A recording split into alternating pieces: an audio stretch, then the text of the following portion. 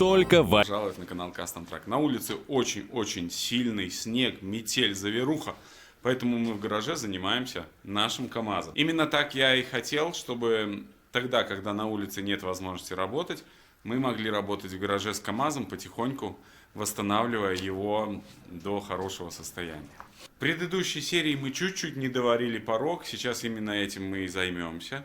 А после этого мы займемся пассажирской стороной, тоже переваркой порога, а также заменой торсиона. Торсион уже пришел, осталось только забрать нам еще педали у Михи. Миха 6х6, у него, как оказалось, есть узел советский, оригинальный, потому что в прошлой серии я потратил часа 2, наверное, я уже не помню, очень много времени на то, чтобы снять оригинальный узел, потому что он очень сильно закорел алюминий внутри. Сразу огромная благодарность за поддержку на Бусти. Если у вас есть желание, вы можете всегда пройти по ссылкам в описании под этим видео и выбрать удобный для вас тип подписки, и будете получать периодически актуальную информацию о том, что у нас происходит в гараже практически онлайн. Присаживайтесь поудобнее, приятного просмотра, но мы начинаем работать. Холодно, но ничего не поделаешь.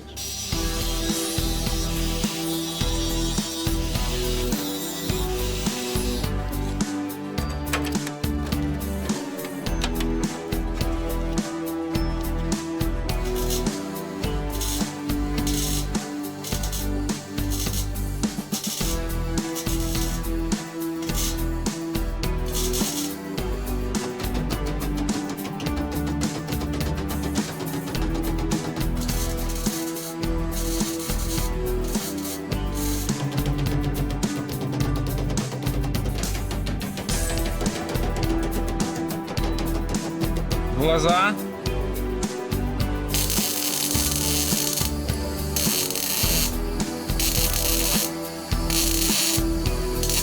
Вот так потихоньку завариваю все. Сейчас зачищу, и эта сторона у нас будет готова. Сюда вот тоже нужно положить небольшую латочку. Периодически хожу к соседям, беру металл иномарочный. Это вот с Вольвы, например, шведский металл у нашего КАМАЗа. Так что КАМАЗ потихоньку превращается в иномарку. На такой вот стадии я нахожусь. Начал здесь зачищать. Тоже оказалась дырка. В общем, завариваю. И здесь вот кусочек сейчас положу. Ну вот, я уже подготовил. Заварим. Потом все зачистим аккуратненько. Это я здесь залазил, чтобы вот этот шов проварить. И эта сторона будет наконец-таки закончена.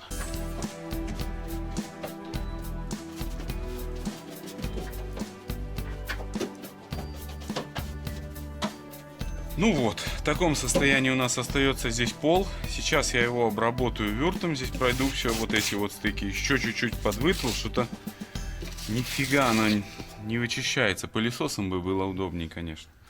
Но обработаю вюртом, все будет аккуратно, красиво, и переходим на ту сторону. Здесь все готово у нас. Вот в таком виде все выглядит после вюрта. Красивенькая, синенькая. Потом она станет черненьким, аккуратненьким полом.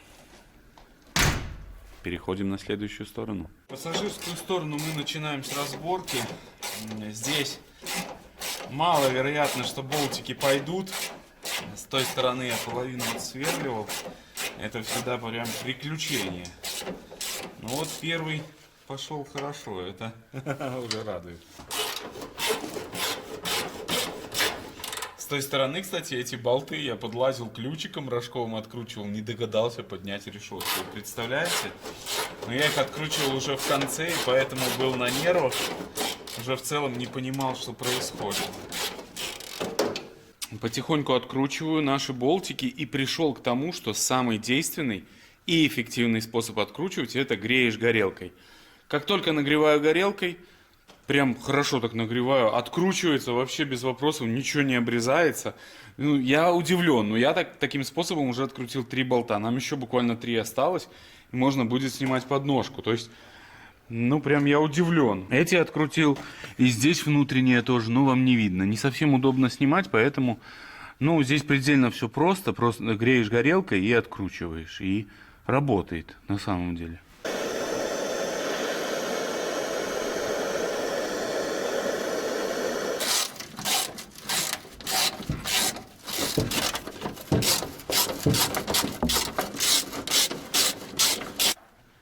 Вы не поверите, верите, но я не обломал ни одного болтика.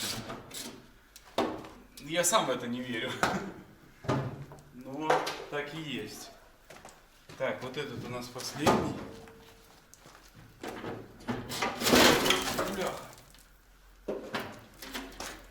Прям одного движения хватило. Ну вот так это все выглядит. Подножка наша. Здесь самый первый болт мне пришлось держать зажимными плоскогубцами, потому что я его сразу обрезал. А остальные все погрел и все открутилось. Вы представляете, я сам в шоке. Вот так выглядит подножка КамАЗ в полуразобранном состоянии.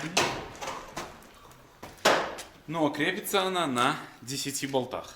И, собственно, сейчас мы можем уже поглубже посмотреть, пощупать, какое у нас состояние. Снятие подножки нам особо ничего тут не помогло. Единственное, что теперь у нас есть доступ к нижней части нашего пола и порога. Ну, здесь вот нужно немножко подвариться. Сейчас мы вырежем. Все как обычно.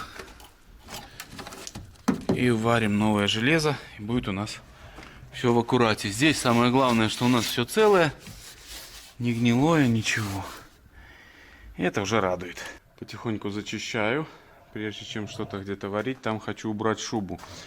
Вот эта вся шуба из-за влажности, которая образуется под нашей вот виброизоляцией, шумоизоляцией. И как с этим бороться, я не знаю, например. Мы сейчас опять наклеим вибру, и все равно там будет снизу все это ржаветь и гнить. Ну, не знаю. Такое себе решение. Вот результат заводского решения, именно эта проблема. Ну, посмотрим. В принципе, обработаем поверхность. Как-то, не знаю, может это поможет. Ну, такая пылюга, невозможно работать. Ребята, зачистка вот того участка выявила вот такие проблемы здесь. Поэтому потихоньку будем подвариваться. Здесь еще пока не залазил, уже там вижу много косяков. Начнем оттуда все-таки, чтобы уже сюда потихоньку идти. Там промазал вюртом. Вюрт чуть-чуть добавил растворителя, хотел там, ну, вымыть остатки.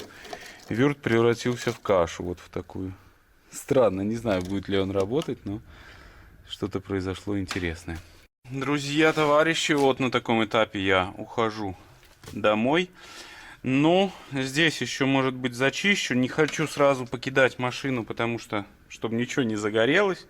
Это такое дело очень ответственное. После сварки еще полчасика-часик поработаю. Ну, вырежу, наверное, здесь. Ну, вот эти вот места некрасивые наши. И подзачищу вот эту часть тоже. По поводу отопления в гараже, наверняка вы напишите, что нужно делать отопление, но вот я провел сварочные работы, да, буквально полчасика поварил, и здесь внутри уже воздух очень-очень насыщен вот всем этим дымом, невозможно дышать.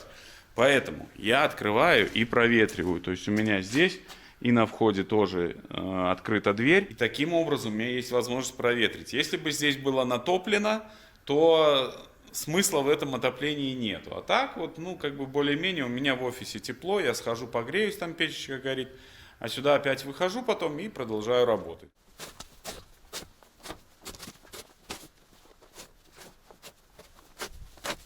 Друзья, погода все еще злее и злее.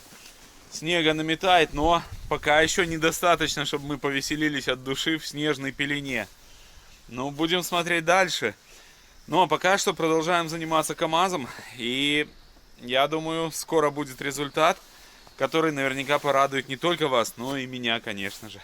Сейчас мне нужно затопить печечку. И в зимних условиях, конечно же, все сложнее и сложнее строить наши проекты, потому что много времени отнимает чистка снега, отопление и тому подобные вещи. Но самое главное — это результат, который рано или поздно будет в восстановлении КамАЗа. Так, надо пильнуть нам дровишек, потому что очень холодно дяде Диме. Будем сегодня испытывать новую пилу от Makita. Парням из Makita огромная благодарность. Как оно работает? 2 батареи вставляешь.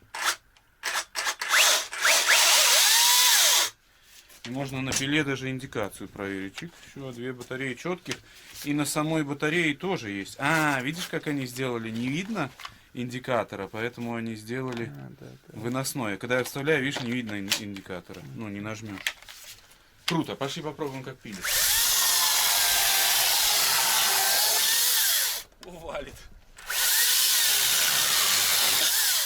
удобно, что ничего запускать не надо, эти моторы, бензины.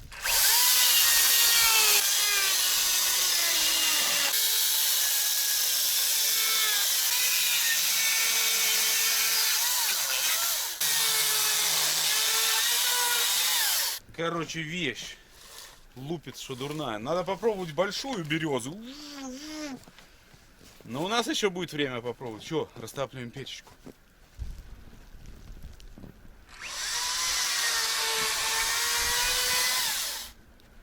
Все, печечка растапливается. Сейчас будет тепло, и мы можем идти делать камазика.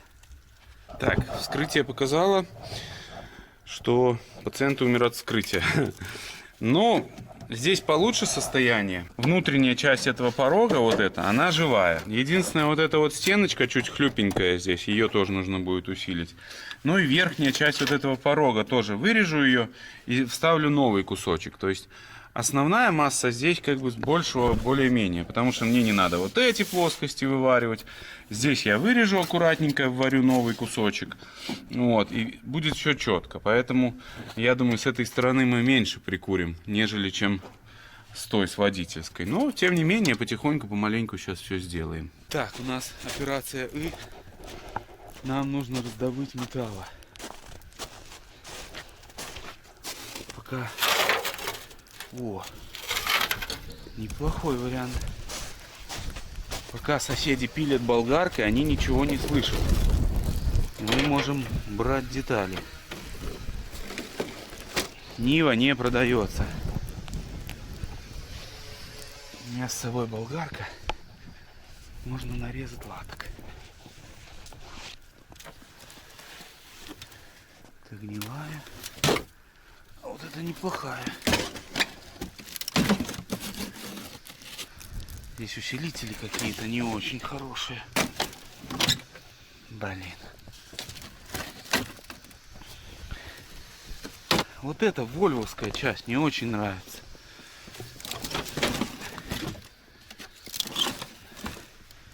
В ней такой весь ребристый металл. Нам он не совсем подходит. Но он классный. Может вырезать его.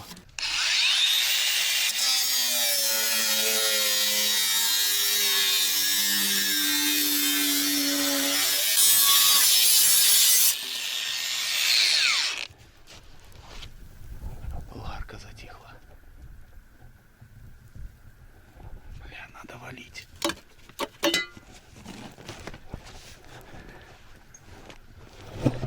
Короче, валим.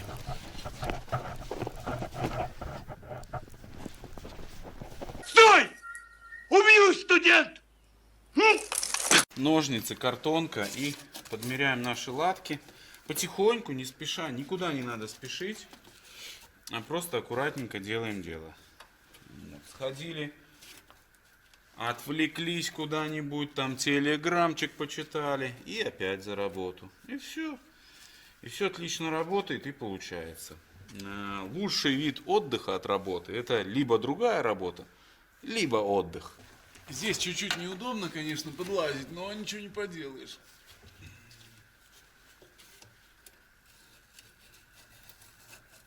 Левая сторона КамАЗа у нас переварена вольвовским металлом, а правая сторона будет переварена американским металлом именитого бренда Chevrolet.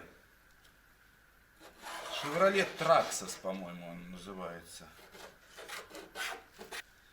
Не переживайте, я не украл эту деталь у соседей. Естественно, я спросил разрешения.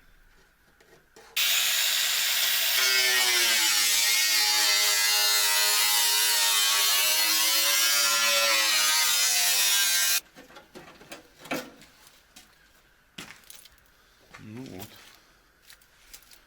Обязательно зачистим и сейчас варим. Но вольвовский металл мне больше нравится. Этот прям современных этих машин, что я не очень. Ну вот, первая латка на этой стороне еще горячая. Но работа, я вам скажу, ужаснейшая. Явно недооцененная. Здесь сидишь, все на тебя летит. Снимать я здесь, к сожалению, ничего не могу. Вот, но это мы подзачистим, все, естественно, здесь заварится. Вот, потом обработаем, наверное, здесь мастикой все, чтобы оно уже не ржавело. Эта часть здесь вся в хорошем состоянии, крепкая, все нормально. Сейчас будем уже, в принципе, вот здесь, ну, потом, наверное, здесь варю вот эту вот недостающую детальку. Вот, ну, и железо это больше не буду использовать от Chevrolet. Очень тонкое, как жестянка, блин. Вообще, такое не хочу железо вваривать в КамАЗа.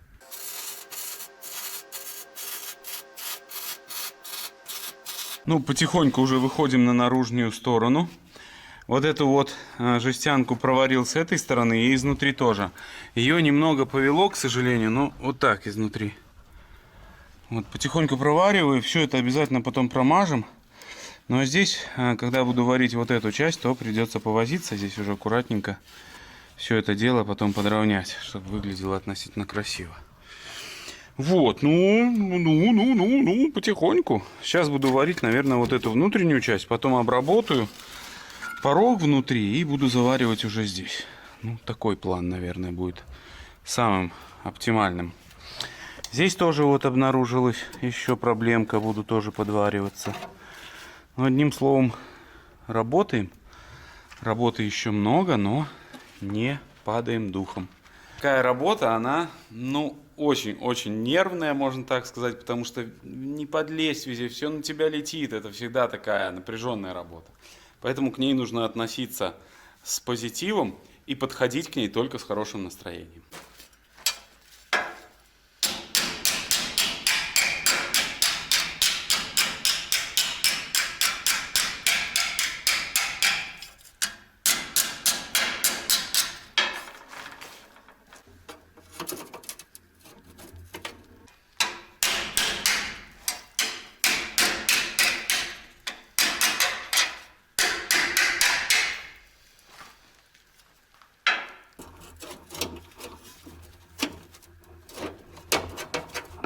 Только в Альфа-банке. Закажите бесплатную дебетовую Альфа-карту, крутите барабан в приложении и получайте супер кэшбэк каждый месяц.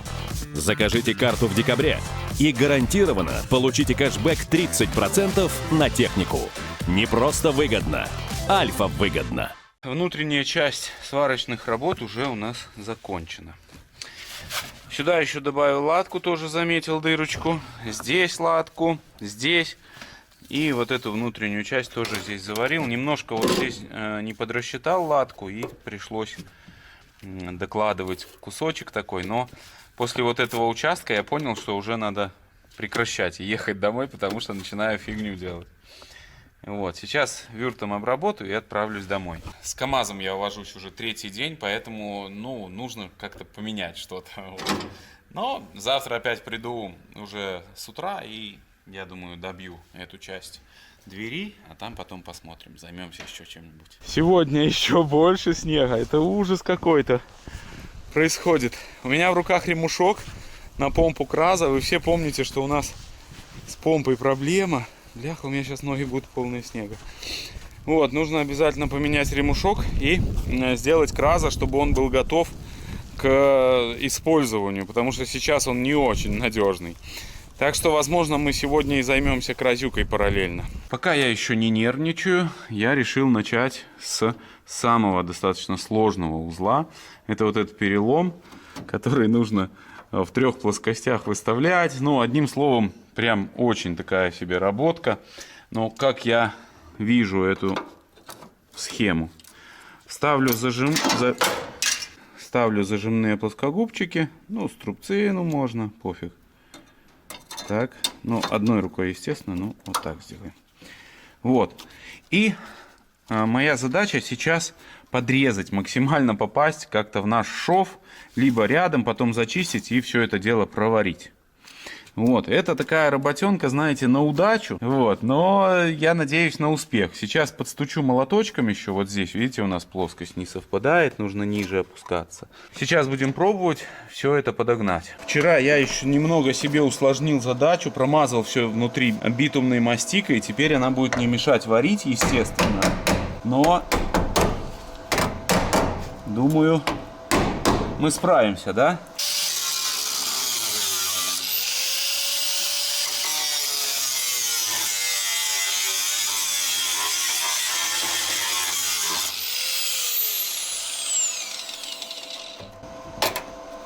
Ну вот, первый пропил я сделал. И сейчас моя задача уже чуть-чуть еще, где я буду видеть, прям заточить, и, в принципе, можно будет и варить сплошняком. Ну вот, заварил. Естественно, здесь все зашлифуется. Вот эта кромка подровняется, так тоже шлифанется. И, я думаю, будет красивенько. Здесь немножко сейчас еще тоже восстановим вот эту вот часть и будем зачищать. После зачистки, естественно, все обработаем и перейдем вот к этой части. Вот здесь тоже у меня, как выяснилось, такая есть небольшая просадочка. Ну, здесь просто усилимся. Здесь все крепко. Внутри промазал мастикой, тоже вчера тут повеселился. Так что продолжаем работать. Пока что все получается.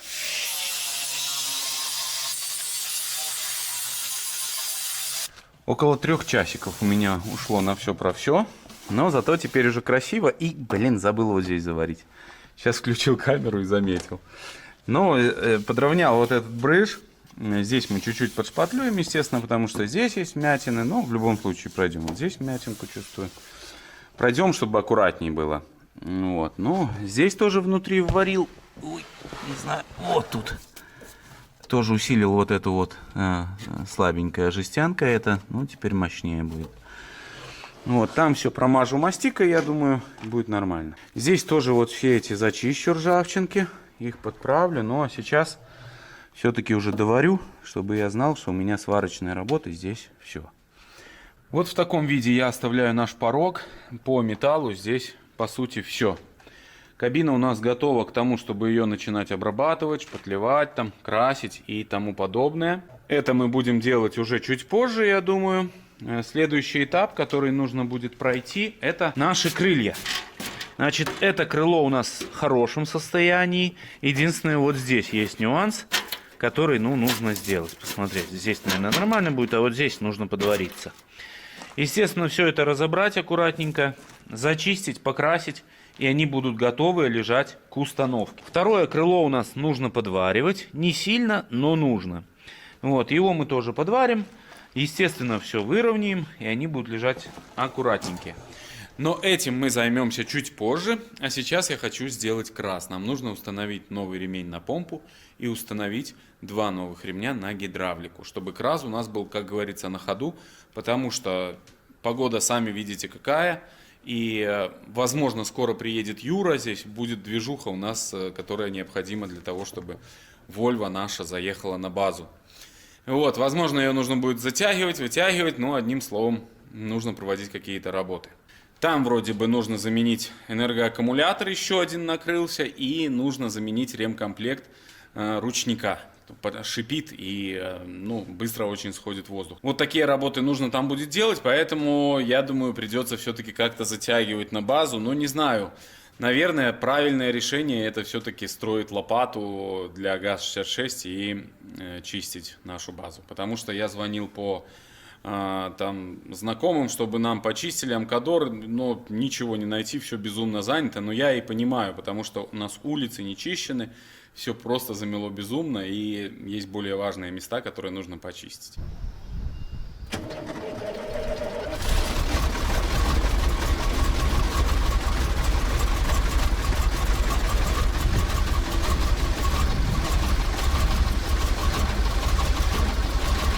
Запуск Красевича в мороз — это всегда жестокое испытание. Сейчас чуть-чуть его прогреем и после этого займемся.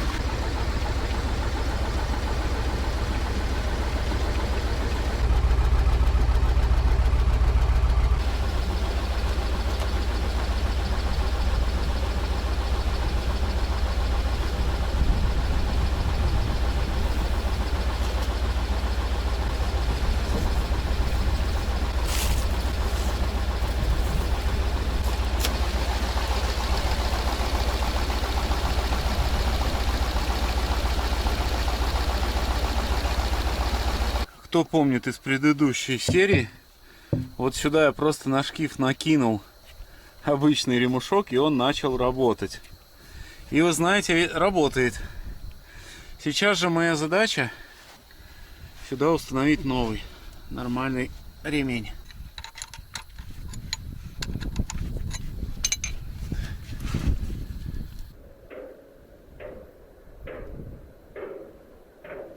К сожалению, как обычно, ремень, который я купил, не подходит.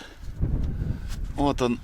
Я его пытаюсь сюда засунуть, но он по длине явно короче. Сейчас покажу. Бляха. И профиль здесь вот. Но ни о чем. То есть он гораздо уже должен быть. В общем, блин, мои эти все ремни, они длинные очень. Фигня какая-то, одним словом. Ладно, сейчас пойду еще рыться в закромах. Может быть, что-то нарою. Не знаю, видно ли вам что? Надеюсь. Сейчас поймете систему, как это работает. А я вместе с вами. Я не помню. Где-то еще у меня было такая, по-моему, в Запорожце, да? Дурацкая система натяжения ремня. Одна часть шкива снимается. И все. Вот.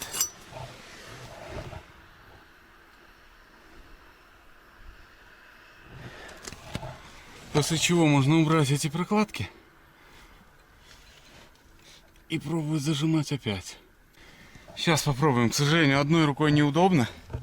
Я нахожусь под кразом, чтобы вы понимали, и я уже замерзаю по чуть-чуть, поэтому сейчас сделаю, попытаюсь. И потом вам покажу, сколько вынул пластинок. У нас, к сожалению, без приключений никак. И придется проточить шкив, потому что не одевается он. Шайбы убрал, а там такое утолщение идет, и шкив наш не одевается. Сейчас проточу. Миллиметрик сниму, много там не надо.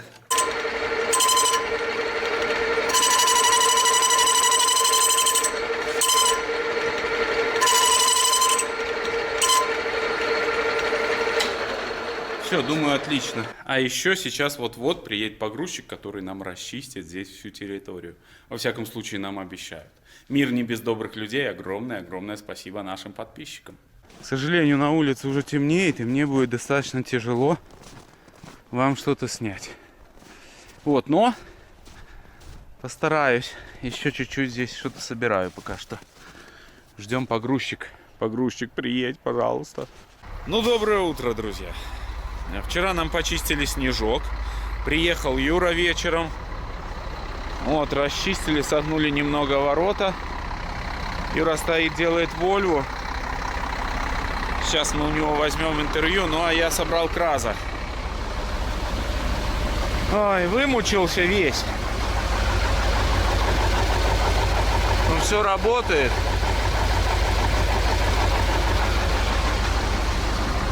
Но есть нюансы.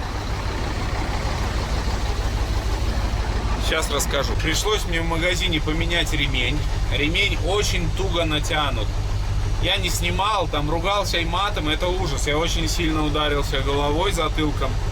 Когда натягивал ремень, ключ сорвался. Я, чтобы натянуть ремень, пакистанским методом и ключом вращал мотор. У меня сорвался ключ, я очень ударился затылком, плюнул, все. В общем, это было весело. Результат есть, машина работает, и по сути должно быть все нормально. Но чуть сильно натянут на помпу ремень, и я немного переживаю. Так что краз у нас готов к выезду. Сейчас расскажу вам про Вольву. У Юры было первое неприятное ДТП. Ну, маленькое. Вот. Заехал он, зацепился за... Ну, задом сдавал, знаете, как обычно, и куда-то уперся. Оторвал щиток, сейчас его нужно будет сделать. И что-то тут с тормозами тоже, с энергачом каким-то другим уже теперь проблема. Вот, сейчас там топливную тоже чистили, фильтр отстойник, он полностью замерз льдом, вот столько льда было на низу. Одним словом, вот и Вольвочка уже тухнет.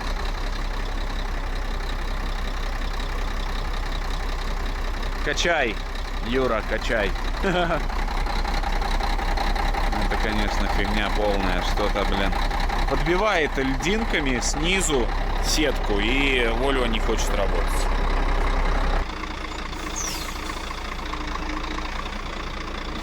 Все нормально. Сейчас не тронешься. А, ну вот. И седло у нас, видите, как долбит? Надо менять ремкомплект седла тоже. Ну, как Юра рассказывает, иногда подклинивает это колесо. Но, вот что я вижу, что шток очень сильно низко, вон. Он прям низко очень к мосту, он даже может подмерзать. Потому что нужно перецепить его выше. Эти все зацеплены выше. Вот эти штоки. А здесь Юра зацепил пониже, потому что он длинный. Ну, не знаю почему. Вот, и поэтому тут немного путаница, мне кажется. Ну, посмотрим. Также нужно поменять нам еще наручник, где ставишь. Там, короче, какая-то шипит трубка или что. Сейчас Юра разберет. Будем смотреть. Ну, а так в целом-то нормально все. Ну, и вот седло нам предстоит делать. Менять ремкомплект, Юра говорит, можно поменять. Не знаю, посмотрим. А вообще, признаюсь вам честно, выглядит это все ужасно. Вот это все в соли, в грязи, это ужас какой-то. Ужас. Ну, что не поделаешь. Зима. Юре понадобилось ехать срочно домой, поэтому на завтра решили отложить разборку ручника. Ну, а я, пока есть время, решил поменять оставшееся колесо. Колесо нам привезли наши подписчики. Огромное им спасибо. Ну, а то плохое колесо пока что будет у нас, потом его отдадим обратно. Здесь снял я 2 заводских и сразу вырезал вот этот профиль внутри здесь и гаечки убрал, потому что вроде как здесь должно плотничком входить. Есть у меня мысль сравнить, как поведут себя Магирус и Зиломан в условиях снега. Резина у них одинаковая, поэтому, я думаю, будет относительно равное сравнение. И вот нужно провести определенные подготовительные работы, как по Магирусу. По Магирусу их гораздо больше. Вот, здесь нужно нам разобраться с баком, потому что вот после последнего запуска здесь все у нас забито грязью, весь вот этот отстойничек. Наверное, я установлю еще один отстойник здесь, чтобы у нас отсеивалось топливо. Возможно, не знаю пока. То есть идет грязь из бака и таким образом забивается фильтрик. Пока что не знаю, как тут быть, но посмотрим. Колесо нам приехало уже достаточно давно, и жалко, что Магирус стоит вот так на боку, поэтому я решил уделить ему тоже время, и чтобы он у нас уже был относительно чуть-чуть готовый к тому, чтобы ехать и попробовать хотя бы, как он едет по снегу на пониженной, грубо говоря. Как-то подозрительно он качается, прям страшно находиться под ним. Ураловское колесо под наклоном стоит само по себе. Просто тупо в снегу.